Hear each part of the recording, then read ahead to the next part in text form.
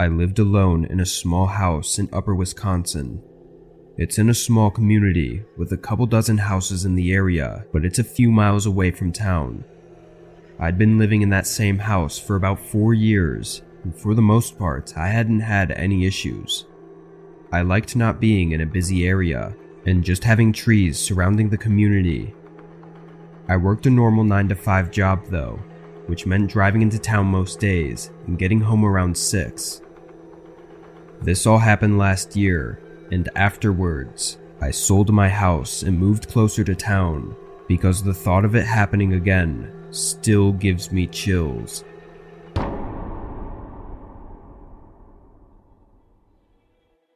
I woke up one morning at my usual time to get ready for work. I got dressed and made a bowl of cereal, then drove into town. At 5, I started the drive back home. The sun was setting, and by the time I pulled into my driveway, it was dark out. I headed inside and dropped my bag on the kitchen chair, then started searching through the pantry for something to eat for dinner. As I looked through the shelves though, I noticed something odd. The box of cereal I had for breakfast wasn't where I remembered to have put it. Actually, it wasn't anywhere at all.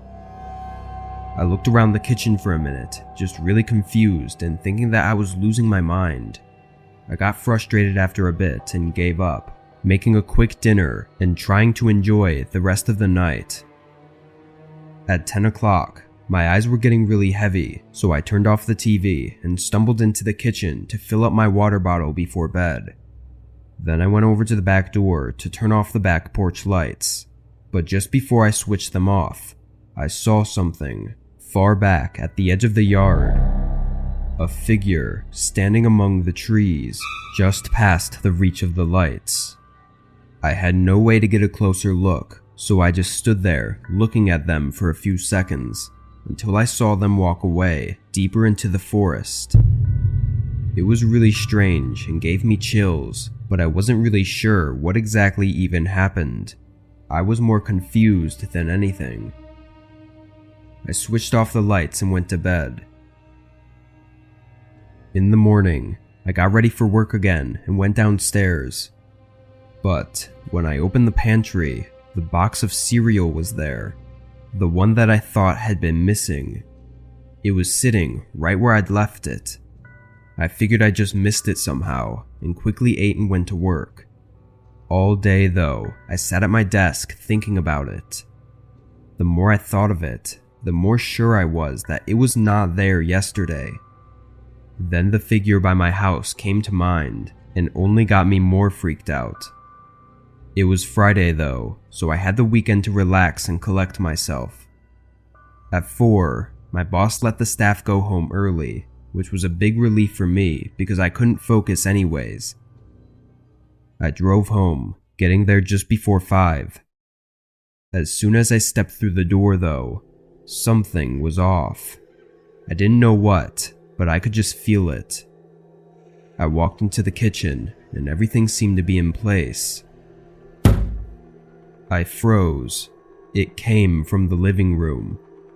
"Hello?" I called out. It was quiet again. I stepped slowly to the entryway of the living room and scanned the room. I took a few more steps in and walked carefully through, checking behind everything. There was nothing and no one. I went back by the front door, preparing to check upstairs, when I heard sudden footsteps shuffling through the kitchen. I turned my head and looked down the hallway. A man was standing at the far end, looking at me. It was like my brain and body just shut down for a second as we stared at each other. I spun around and swung open the front door. I heard his footsteps coming up behind me as I sprinted out of the house and ran all the way to my neighbor's house. They called the police for me and let me stay with them until they arrived. The man was of course gone by then, but they found one of the window hinges to be broken, allowing access to the home even when locked. They also found some disturbing evidence of the man having likely been spending hours inside my house, eating my food and everything. There was no way to tell how long it had been going on for. After that, I put my house up for sale and stayed with some relatives until I was able to move. I don't know if that man was harmful, or if he was just living in my house because he could, but I could never shake the sight of him standing at the end of my hallway, staring at me with those dead eyes.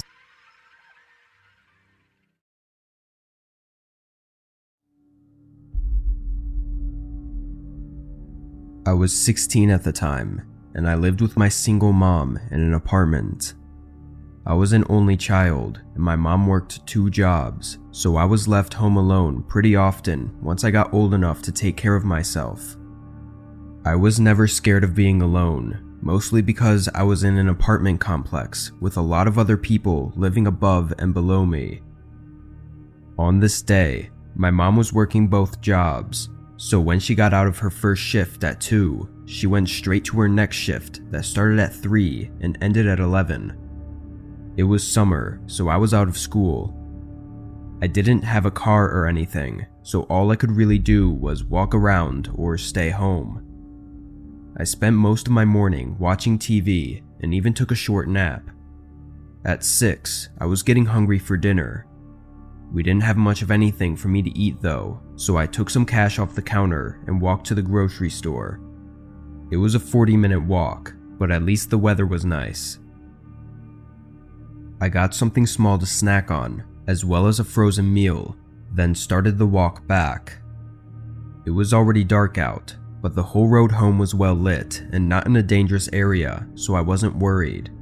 I'd done this plenty of times before.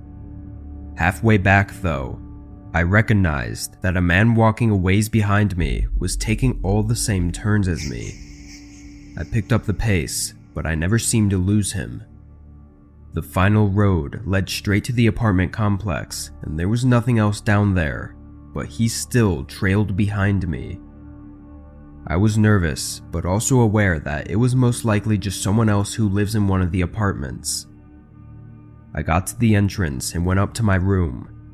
I knew everyone who lived in my complex, or at least what they looked like, so I knew that whoever that man was couldn't get inside if he even was trying to follow me.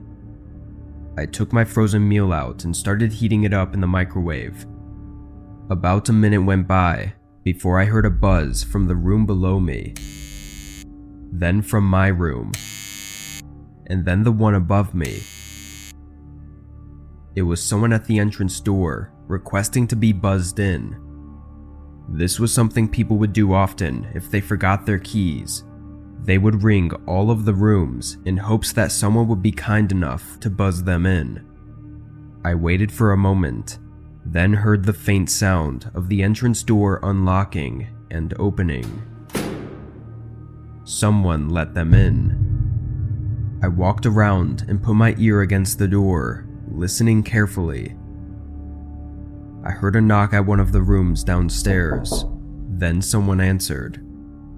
It was extremely difficult to hear any specific words, but at one point, I could have sworn I heard my name. My heart started racing. The door downstairs closed and footsteps started coming up the stairs. They walked right up to my door and stopped. I backed away from the door and tried to be quiet. They knocked again. "Hello, your mom asked me to check up on you. Can you just answer the door and let me know you're alright, please?" Not to make this sound bad, but my mom would never randomly send someone to check up on me while she was so busy with work. This was definitely something bad. I moved to the opposite corner of the room and dialed 911. The man continued knocking and calling out for me as the police were on their way. At one point, he even started kicking the door as if trying to knock it down. I was terrified and locked myself in my room. Eventually, the knocking stopped. Officers showed up a few minutes later. The woman living in the room downstairs told the officers that the man said he was a babysitter and had asked her if she knew which room was mine.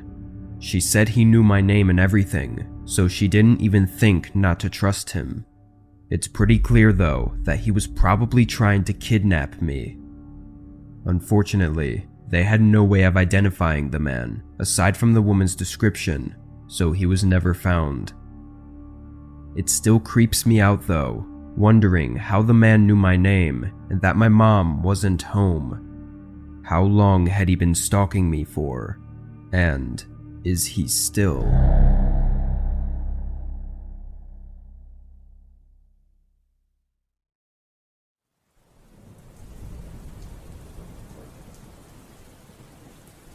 I'm a 31-year-old female, and this happened when I was 29, back in 2020. My friend, let's call her Stacy, told me that she had a friend, who I'll call Brianne, that needed a dog sitter because Brianne and her husband were going on a vacation to California. Stacy knew I dog sat on an app called Rover, which is an app where you house sit random strangers' dogs, walk them, you name it. I thought it was the perfect opportunity since I was in need of some cash. $200 to dog sit for 5 days. Why not, right? Brianne showed me around her house a week before I dog sat, while also letting me meet her huge husky named Bear. I'm not going to lie, it was a big husky, a little overweight too, but still adorable. Brianne told me that I was welcome to help myself to whatever food I wanted.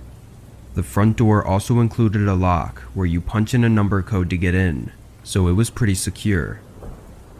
So, a week rolls around, and I showed up later on a Friday night, not too long after Brianne and her husband left the house to go to California. Things were pretty chill for the first 2 days. I was at work for most of the afternoon, went to feed the dog on my break, came back later at night, and would take Bear for rides in my car. I stayed up late watching movies, and let Bear sleep by me when it was time to go to bed. Anyway, after work on a Monday night, I hear a knock at the door. I looked through the peephole, and it was a guy that looked like he was wearing a black police uniform. I thought it was a bit odd, but opened the door to see what was up. "Hello, I'm looking for a George," he said. George? I thought. "Oh, no, there's no George here. I'm dog sitting for a friend. I've been here since Friday." Looking back, it was pretty stupid to tell a random person at the door I didn't know that I was alone. "Oh, okay. How long are you here?" he said. "Till Wednesday," I responded. "Oh, that's cool. Okay, sorry to bother you." And then he left. I was slightly weirded out and locked the door. I texted Brianne about what just happened. She pretty much just said, "Oh, don't worry about it," and shrugged it off. I thought that was weird too. Things were normal again up until I went to bed Wednesday at midnight. As I was laying in bed, the thought kept coming to my mind that I should make sure the front door was locked. So I got up and checked it. Luckily it was, but I still had a weird vibe. I fell asleep, then woke up at 3:05 a.m. to the dog barking like crazy. It freaked me out a little. I thought someone had broken in. I got up and went to the living room, where I saw Bear was growling and barking at the front door. I looked through the peephole and saw the same guy, with another guy this time, standing there in security guard uniforms. At this point, I was creeped out. Why would the same guy come back when he knew I was alone? I didn't bother opening the door this time. 2 guys I didn't know, dressed like security guards at 3 a.m. I made sure all the doors were locked. When I saw that they had walked off, I opened the door and didn't see any type of security car anywhere. I still have to thank Bear. I think his barking could have been what scared them off. I went back inside and fell asleep. I didn't bother telling Brianne because she was in Cali anyway. I'm glad to say I only stayed one more night after that. To this day, I still don't know who those guys were or what they wanted, and I haven't been back to dog sit since that incident.